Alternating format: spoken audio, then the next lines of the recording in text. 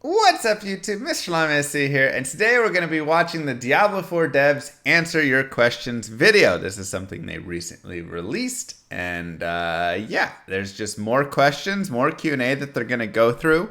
I'm hoping they dive a little bit deeper into some of the pieces and pick up some harder questions. I feel like in a couple of the previous Q&As, they kind of grab some like easier ones or a lot of ones around like, you know, will I be able to buy this in the shop? Will I be able to buy horse armor? Whatever things. So I'm hoping that with these questions, they really kind of talk a little bit more about really in-game pieces. But let's go ahead and jump on over and take a peek at what they got. I love the face. It's a good starting face. Now we're going to answer all your questions about Diablo 4. And we haven't read any of these. You're not a passive observer. When the Battle Pass becomes available, you'll be earning big drops of favor. Oh my god, he's talking so fast. I can barely understand. Joe, slow down. You're not a passive observer. When the Battle Pass becomes available, you'll be earning big drops of Alright, hold up. Let me get the volume up as well. favor. Now I'll progress you through the Battle Pass. Bring it back. Bring Sick back, everybody.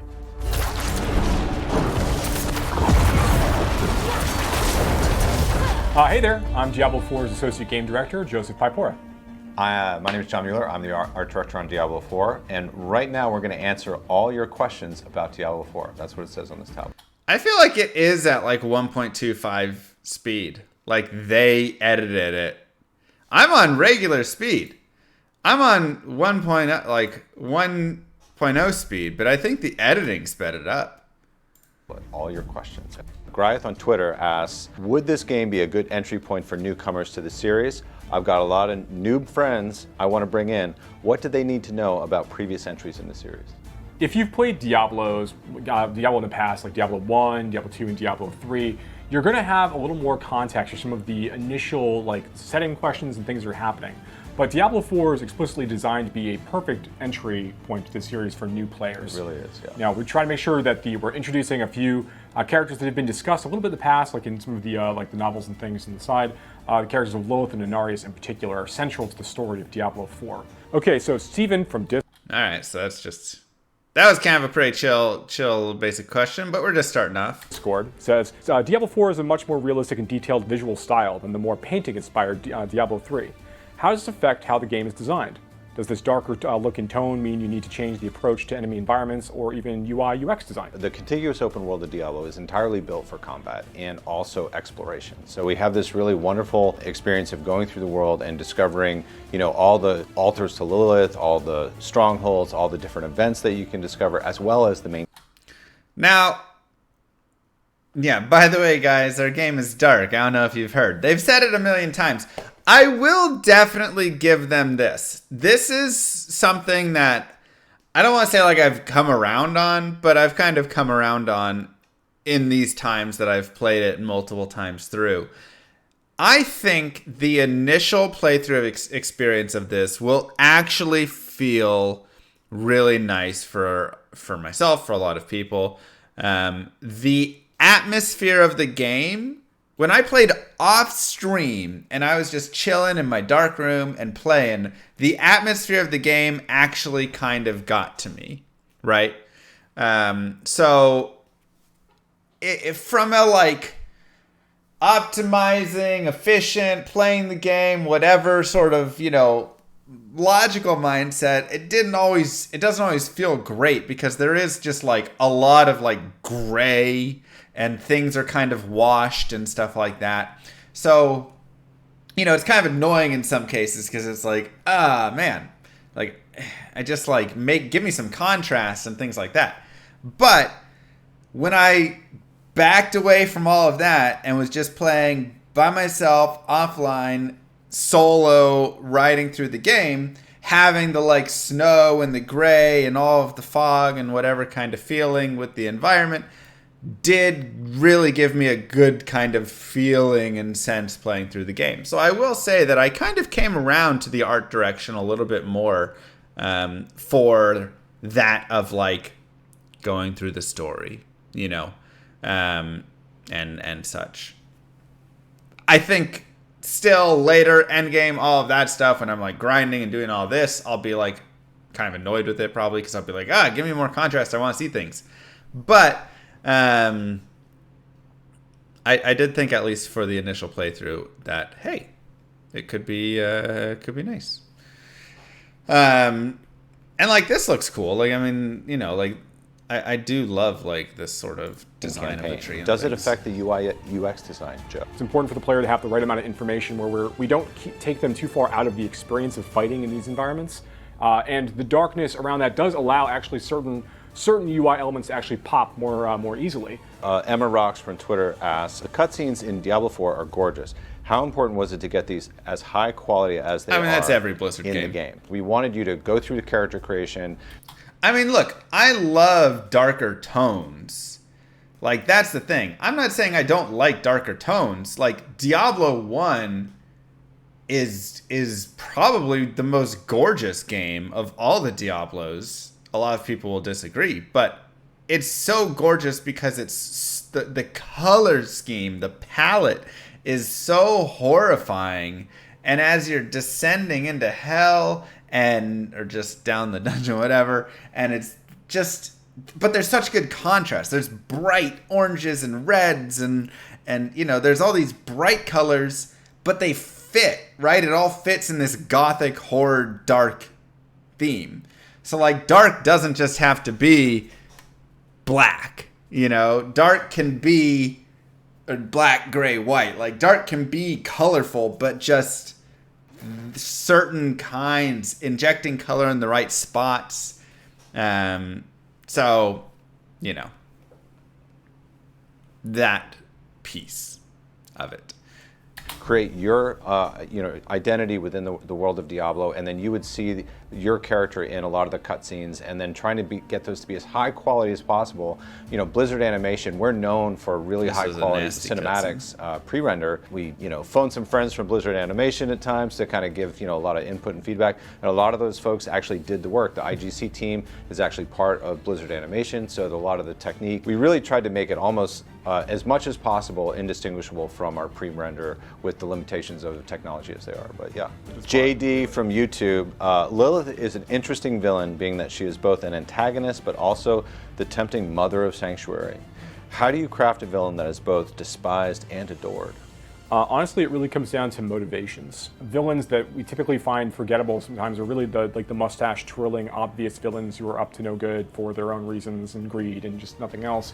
Still pretty service level questions here. Those motivations are deeper and they're more complex. Like, no one is really entirely good or entirely evil, right? It's what are they after? What is the end result that they're looking for? And for Lilith, I think that because it's relatable on a more human level, we can understand it. Yeah, and I would say, as far as how do you craft a villain that is both despised and adored, the answer is it's all in the eyes. And the story I have about Lilith is, if you look at her eyes, you'll notice that they are not red. Lilith is an outcast even amongst demons. And so you'll notice her eyes are actually like off-put. She has one gray eye and then one blue eye. And that blue eye, the reason why it's a blue eye, is because that is the part of her that is good. And she is not entirely evil, she's not entirely good. So if you ever wonder, if you see that one blue eye, why is it blue?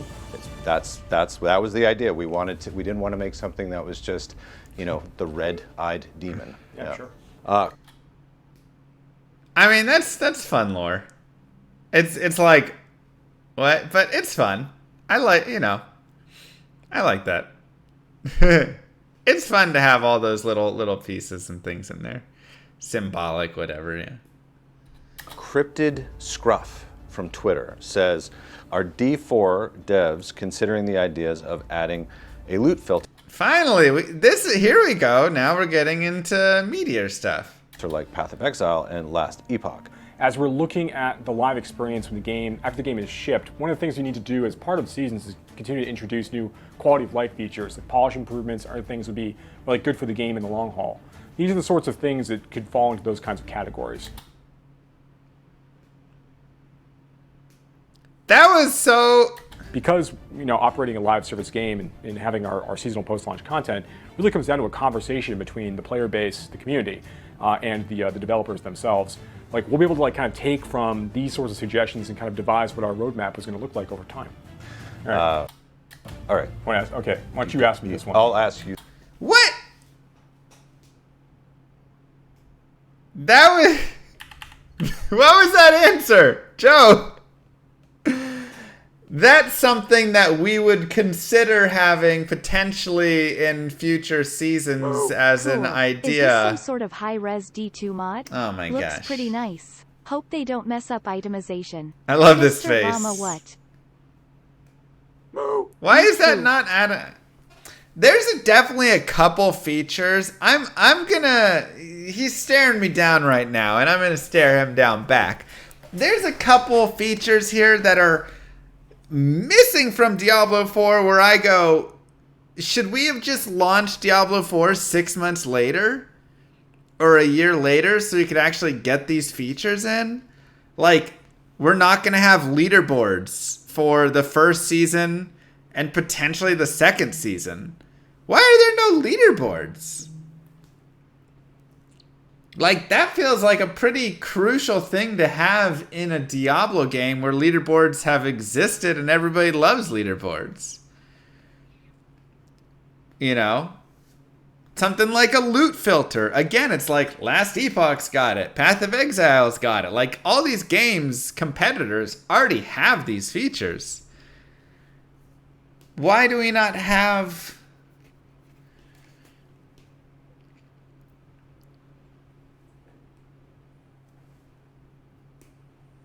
They want more data with how people are playing the game before they design the leaderboards?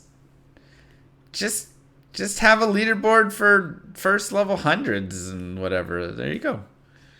Let people just get there with it.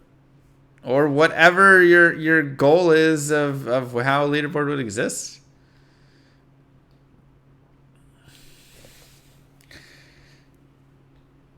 I don't know.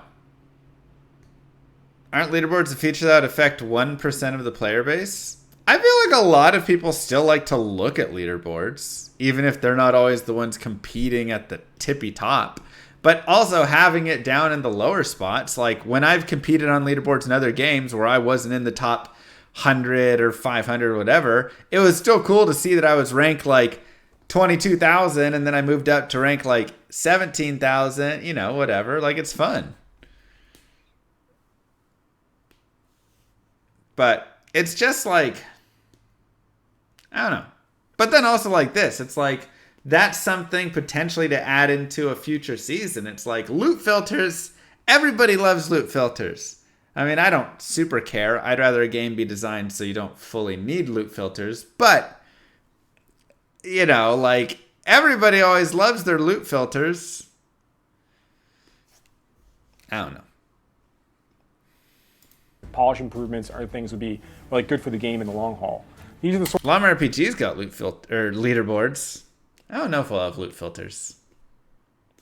Probably just design it so we don't need them. sorts of things that could fall into those kinds of categories. Because, you know, operating a live service game and having our... All right, let's take a look at these items. This is what I wanted to look at. Legendary Axe. 16.5% damage to healthy enemies. 35 strength. 8% core skill damage. 12.5% damage to stunned enemies. 11% vulnerable damage. And the way that Diablo 4 is going to work is they do the bucketing system.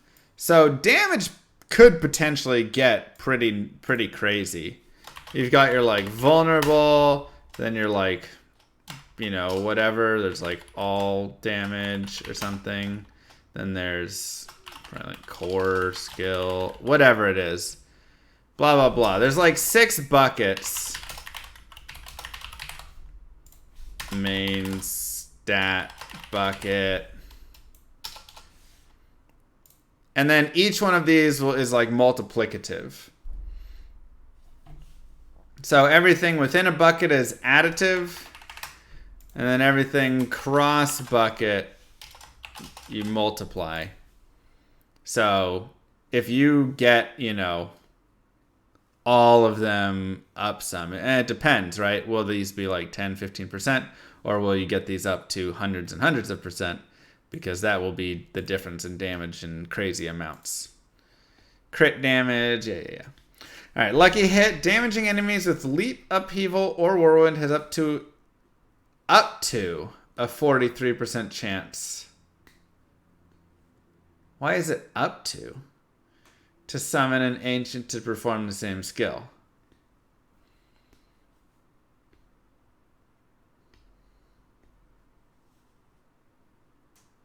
Zero to 43%. Is it randomly?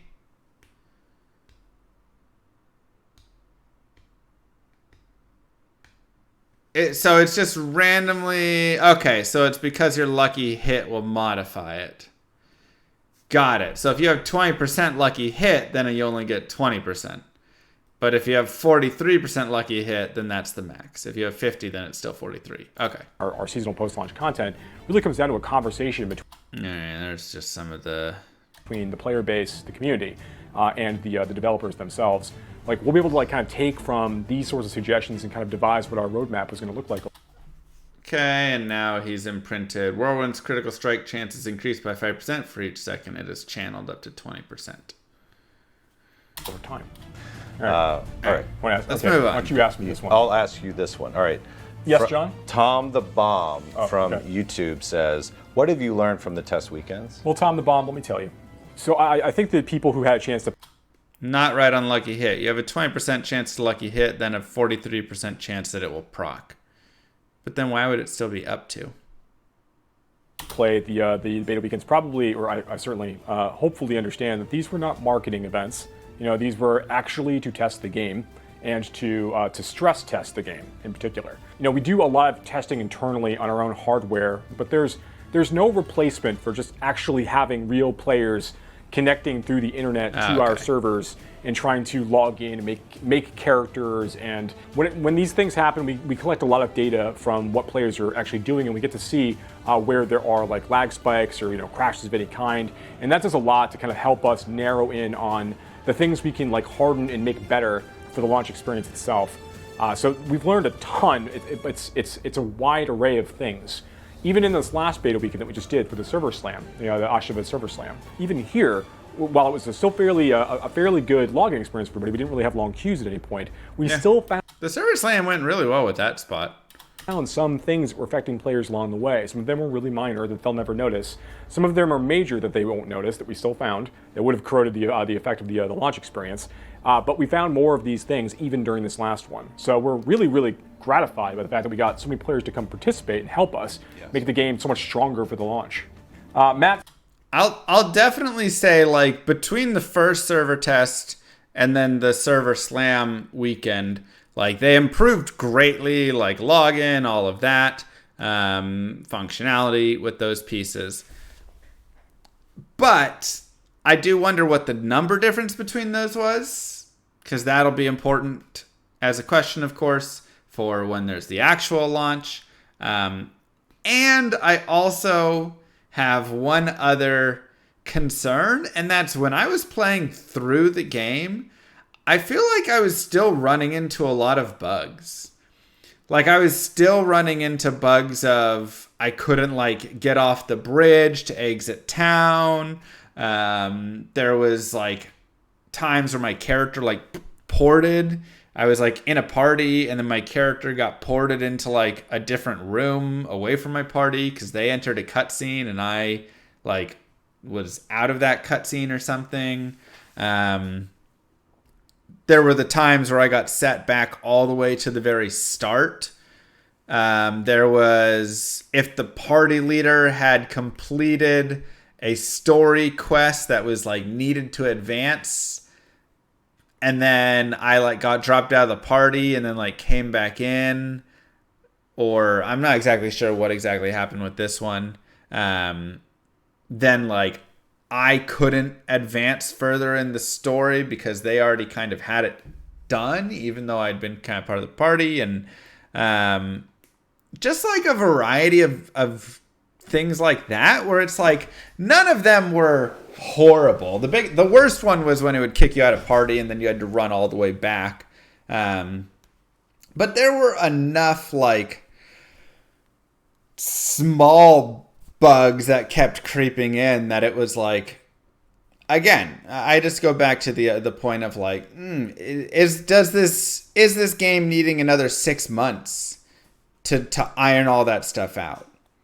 You know, that's probably my biggest takeaway from the server slam piece was I was like, I'm worried that on launch it's gonna come out and be like many early access whatever games now, where you're like, hey, wait a second, why are there all these bugs in the game, you know? And I don't think it's nearly as bad as many of those, but just like I say, just like small things where it's like I can't cross the bridge, I'm getting stuck and stuff. Stuff like that feels very strange that it was still creeping up. So I do hope that those pieces are getting like fixed and will be fixed by the time we shift over into the D4 launch in a few days here. But we'll see. But I know there will be a day one patch. Even Diablo 2 had a day one patch, where they had to come in and literally within a few hours, they had to patch multiple things that were like crashing the game and stuff. So even back then, that still was happening. Though I definitely would say I ran into a lot less issues when I went back and played 1.0 before any of the patches and stuff. But D2 had a physical copy, and it was, a little different then versus now. But we'll see. We'll see at launch. But that is a concern I do have. From YouTube asks, wow, there's only one Matt on YouTube, it seems. Right? Yeah. If all I care about is looking like a badass, language, which class should I play? Language. Of course, they're all wonderful, right? But I think if you really want to look explicitly like a badass, specifically, I think that the Barbarian's going to be your go-to. The Barbarian has some, there's just the jack. I do love the Barbarian. God, he looks so cool. Nature of the character, and also I'll probably all the start like as a leather and straps and druid, a necro. A lot of fur, a lot of horned helmets. I'm not sure why that question super needed to be answered. I'm like, give me a more meatier really can't question. Go wrong with the Barbarian there. Jamie D from Twitter asks, adding mounts to the game is an exciting step. Agreed. What was the thought process behind that? It's such a big open world. I always love this idea of riding from the tippy top of Skazglan all the way down to the lower parts of Kyrgyzstan, without any loading screens, and it just feeling like this adventure. And that was my personal, hope and dream for it. And that's kind of got the MMO feel there, right? When you get on your mount and we're thinking ride about the world through the sanctuary. Why do you feel kind of isolated as you're wandering through it? It's really, really vast. There's lots of things to do and everything, but we really want the player to feel like almost like a gunslinger, like the lone gunslinger, kind of like coming into town to solve a bunch of problems, then eventually to move on. Emolent 1997 from Reddit asks, in Diablo 3, it felt like the characters from past seasons were a bit underpowered to play once new ones came along. Will D4 give incentive to play old normal mode characters once seasons come along?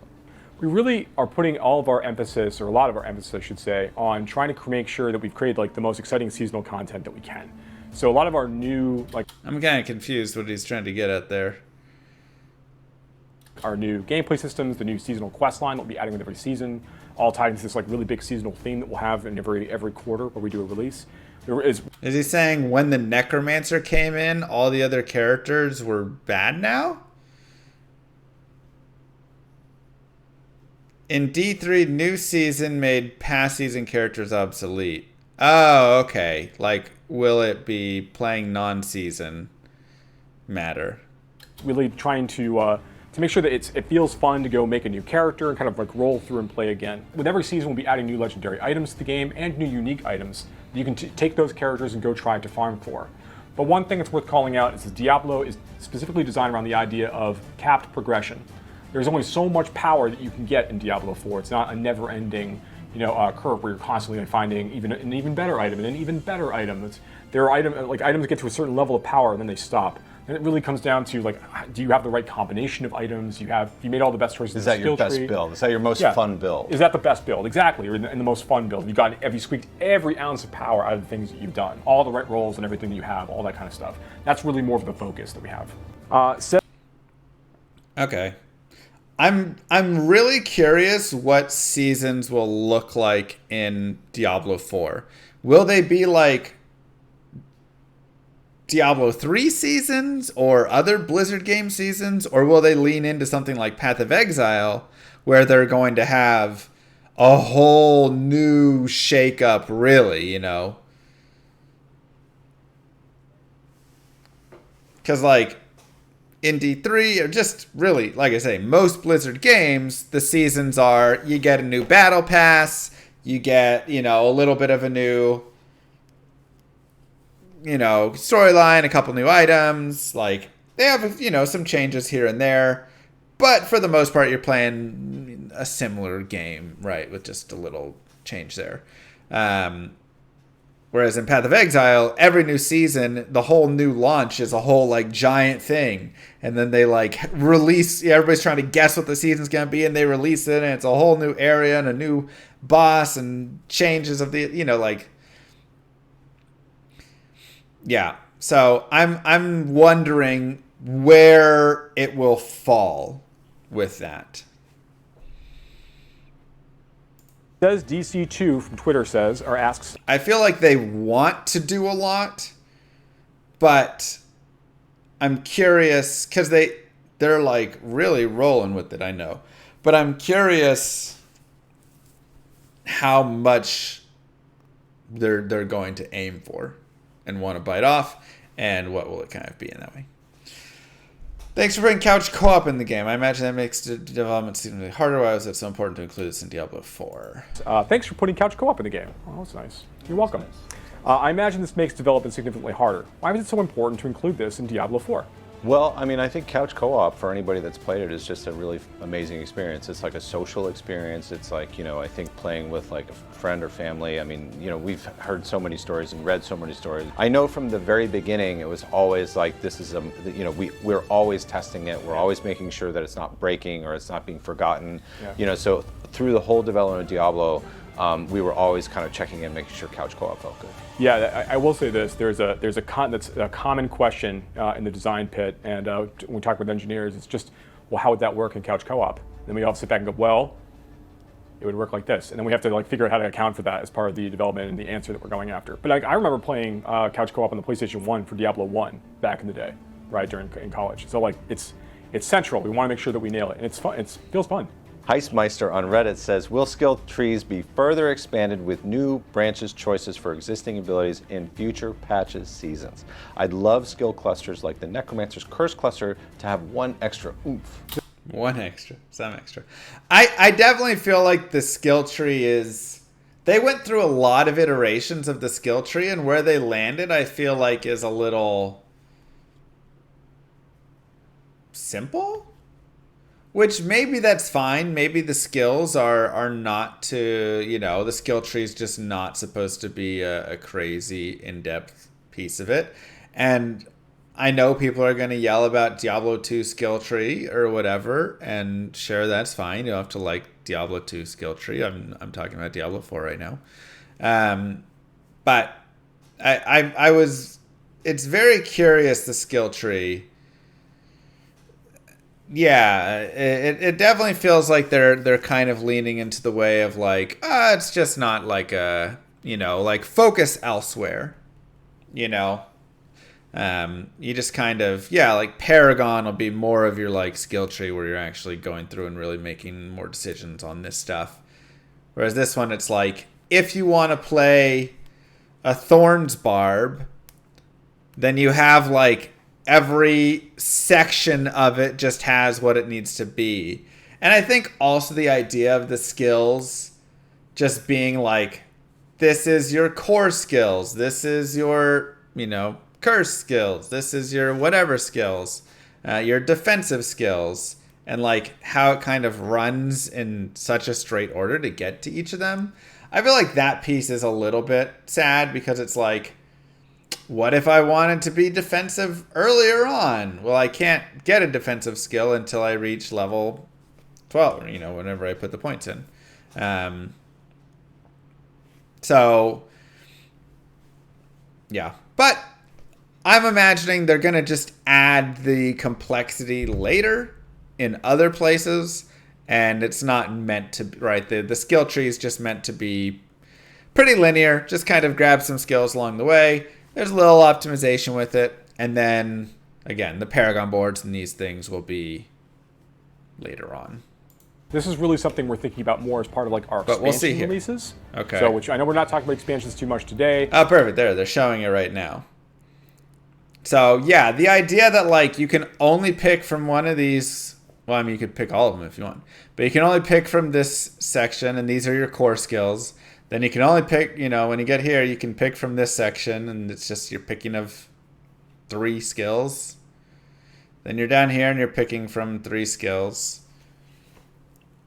And then, of course, it's just like, if you want to enhance it and whatever. It is very casual and simple with that stuff. But it also does feel like this will be...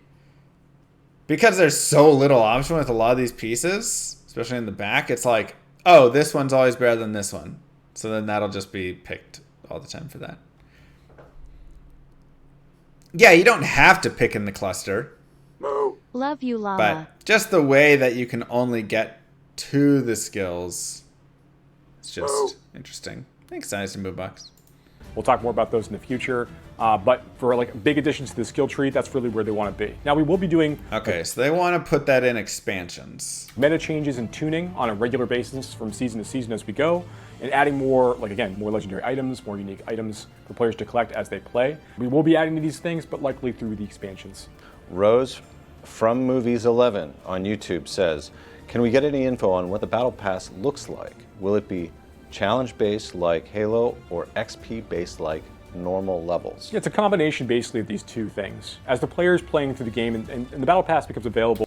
I think the best thing that could happen with the skill trees, Battle Pass question, is if the 2 options really play into the various types of builds and other choices that you make. So that way there really is a lot of contingency of which one you do wish to pick. I could be like, hey, I want to, grab this node because I'm running this generator and I have this legendary. But if I swap this legendary to a different one with a different skill, then I actually want to take the other node in the back end. I'm talking about... grab this one instead of this one. If there's a lot of flexibility and not one is just always better than the other, I think that will make it really fun. Okay, can we get info on what the Battle Pass looks like? All right, Rose from Movies. Normal levels. It's a combination basically of these two things. As the players playing through the game and the Battle Pass becomes available when seasons go live. When the Battle Pass becomes available, everything the player does with killing monsters, completing quests, they will be earning favor. And favor is basically this XP that is fueling your battle pass and kind of leveling up through its tiers. But you also will get more favor from completing objectives in the season journey.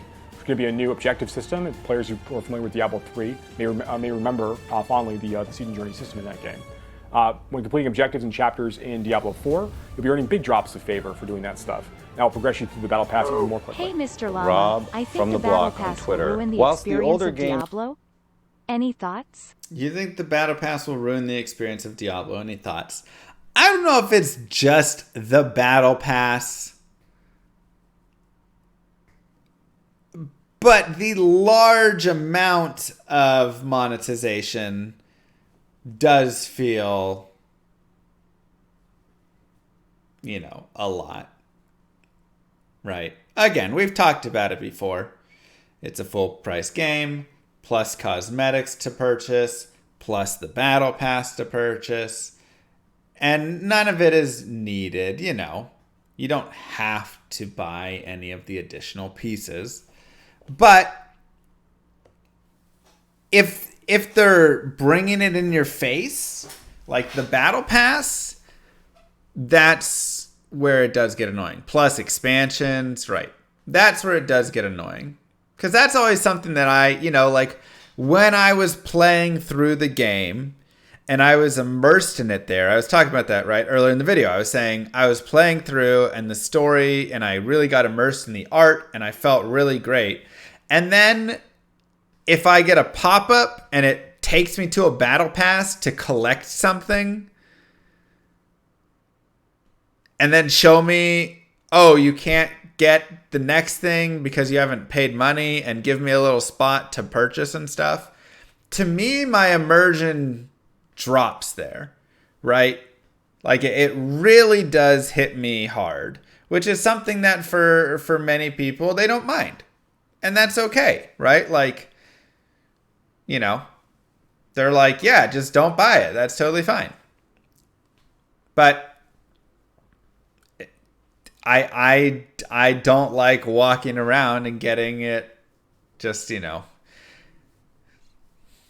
pushed over and over. So, that a lot of it depends on how much it's going to try and continue to push me towards it. Do you feel this element will be lost with the ever-increasing push towards seasons and battle passes in Diablo 4? No, I don't think so at all.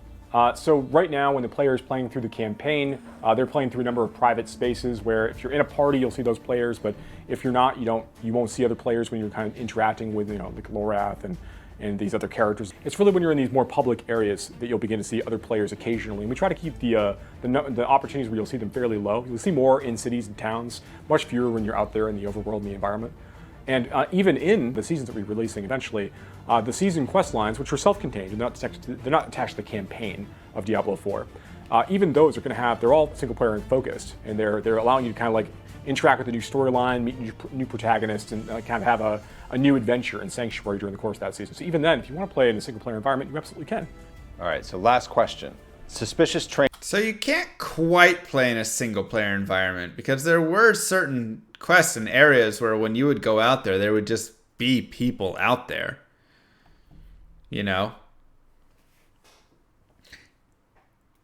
Like certain quests. That was one thing. I couldn't fully go solo, I was finding. Obi, thank you. Which also as like a speedrunner, I'm like, hey, that kind of can break into that. Story quests can all be done solo. Maybe just side quests and things like that cannot. I just know when I was outside of town, I was running into people that were killing monsters I was trying to kill.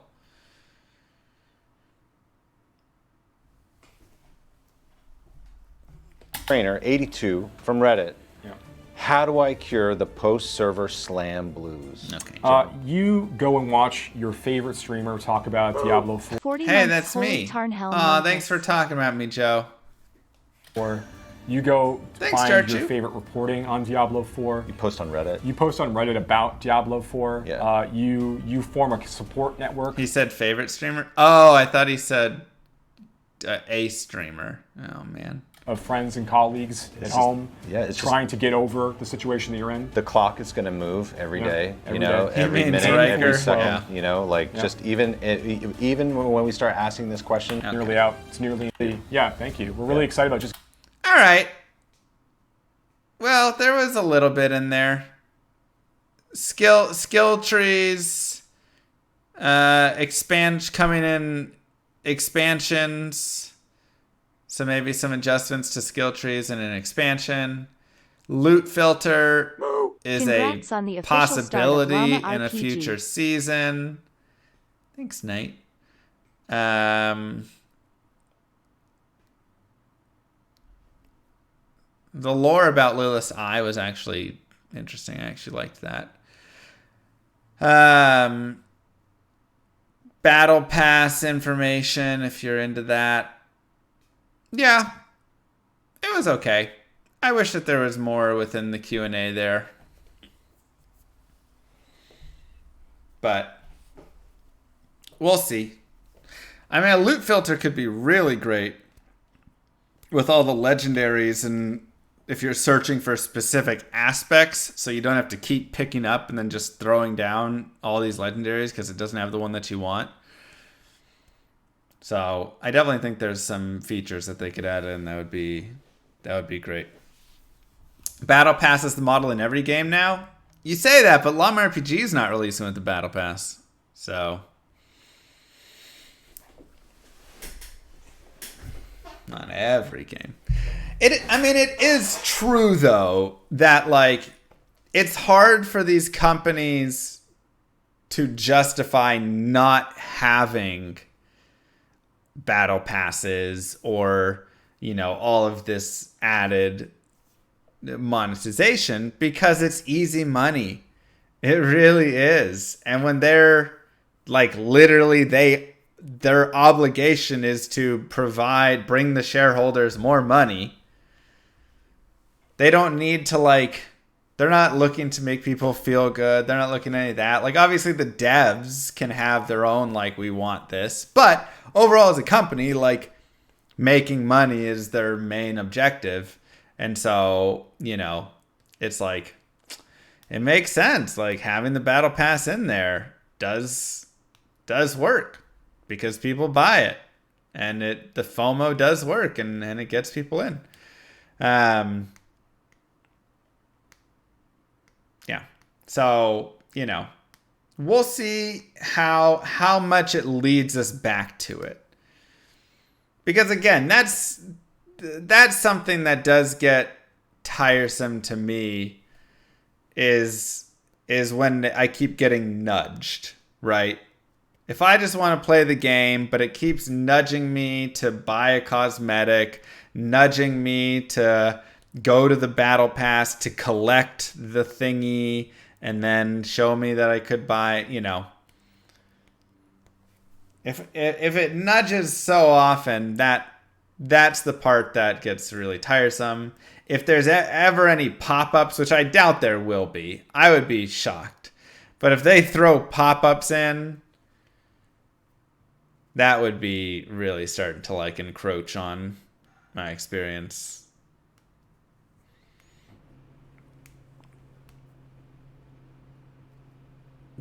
But I doubt we'll get to that point in this game. So, yeah, wish there was a little more juiciness in there. I saw a loot filter, and I thought this video was going to dive into, like, a lot of the in-game pieces like that. Like, yes, we're adding a loot filter, and we're doing this, but not as much meat there. I feel like they're really holding a lot back in these Q&A sessions because whoever, marketing or somebody, decided that they can't tell too much about the game, whatever piece. So, yeah, I wish we learned more from there. But to be fair, they've talked a lot about Diablo 4 over a long time here. You know, they gave us those quarterly updates and stuff for a while, and they have given us plenty along the way. So I'm not going to sit here and pretend like I haven't heard anything. It's just in the last like couple of months, besides the like times we got to play it, I'm like, now we're getting nothing. Now they're just giving us like a basic thing to talk about the battle pass a few times. Yeah. So anyways, don't forget to like and subscribe, YouTube. Peace, everybody.